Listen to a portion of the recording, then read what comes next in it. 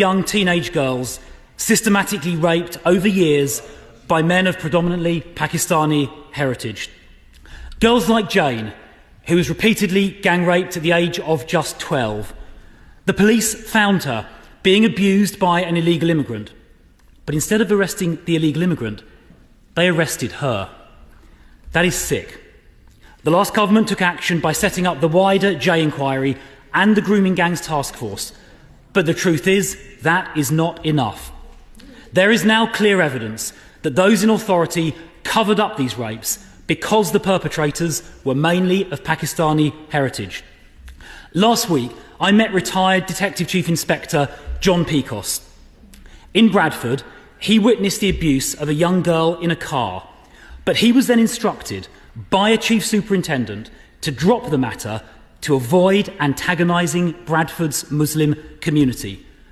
Covering up the rape of young girls for that reason is one of the most immoral things I have ever heard. Yet not a single person, not one, has ever been held to account for these cover-ups. That is why we need a national statutory public inquiry which can compel production of evidence. Even last year, authorities in Manchester were still covering up, leading to the chairs of the local Manchester inquiry to resign.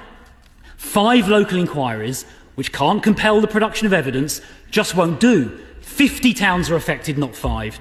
And Bradford, where some of the worst abuse occurred, is refusing to cooperate with any inquiry at all. So there won't be an inquiry in Bradford because their council is refusing to participate.